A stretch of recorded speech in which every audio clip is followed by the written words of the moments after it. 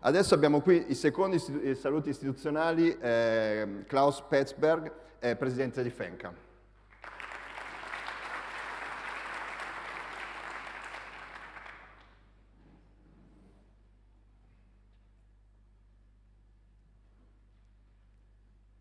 Thank you so much.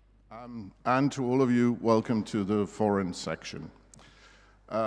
First of all, a great thank you to President Marcello Grimaldi and the UNIREC board for inviting me and our Director General, Dr. Andreas Böcker, to give a presentation here today or to say a welcome word.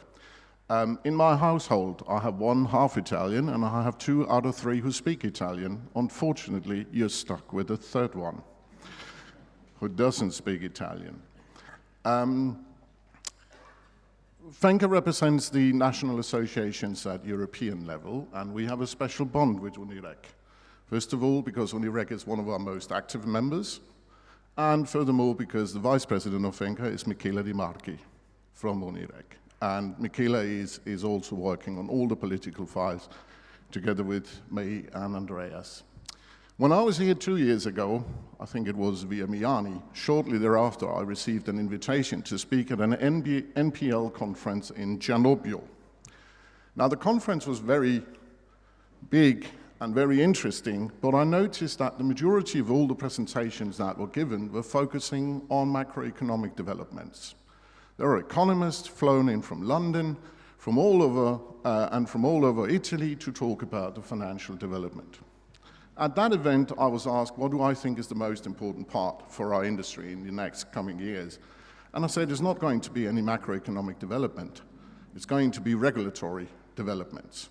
And I think everyone at that conference and several conferences thereafter looked at me and thought, nah, this is not going to affect us in the same degree as we believe.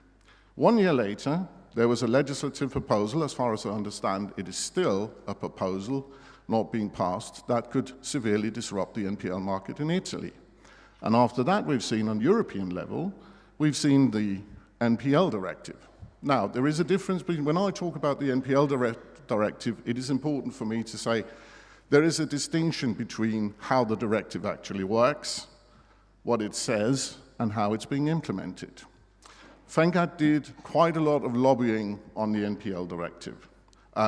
To such a degree that we were actually appointed by EBA as the lead experts on explaining to all the national finance authorities on how our market actually works. What we have in the directive is, for instance, it says lawyers and bailiffs are included. One thing we had removed was capital requirements. Another thing that was also changed was reporting on a loan-by-loan basis rather than on portfolios. Now, unfortunately, when this is going to the national parliaments and is being implemented, we have across Europe seen quite a lot of creativity. Some of you have approached me today and said, how far are you with the regulation in Denmark? And it is completed. And I got the sense that you were somewhat sorry that in Italy it's not completed. Let me just tell you, in this case, being fast does not mean being good. Because the guidelines, the final guidelines for the license requirements came on the 18th of December, and we've seen several jurisdictions who've actually implemented outdated guidelines or only the proposal for guidelines. Many of those who had the opportunity to use existing license systems have decided to develop a new license system. For some odd reason, I don't know why, but that is how it works. And if we think this is going to be the end, I'm here to say it's not even going to be the beginning of the end. It's probably not even the end of the beginning. Because what we will see is far more legislation coming our way.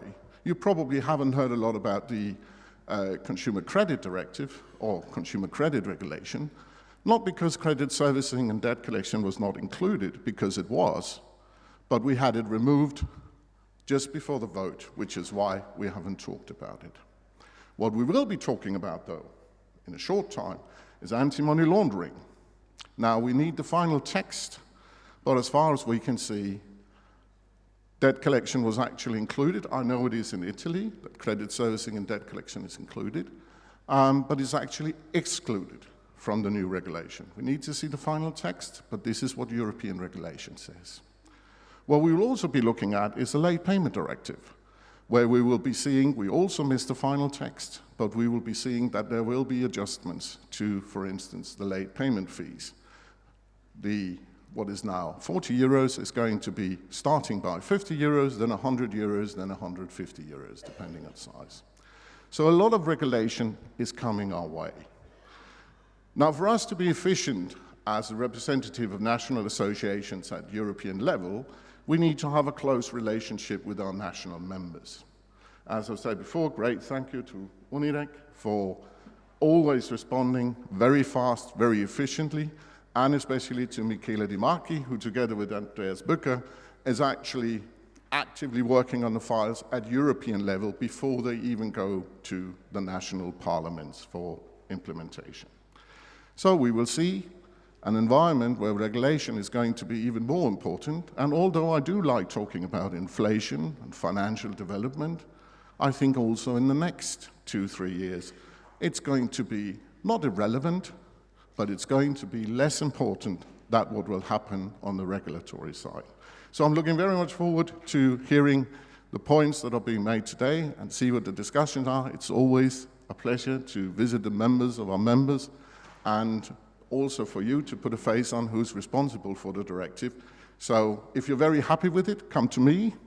If you're very unhappy with it, go to Michele or Andreas Bücker, right? I will make, finally, as I usually do, one attempt of a bit of Italian and say, e come sempre vi tutto auguro un buon congresso. Grazie mille. Thank you. Thank you very much, grazie mille. Beh, la sfida normativa mi sembra gigantesca. Oggi parleremo della direttiva NPL, ma qua ce ne sono altre, dovremmo fare altre 4-5 sessioni nel pomeriggio su questo, ma ve le risparmiamo.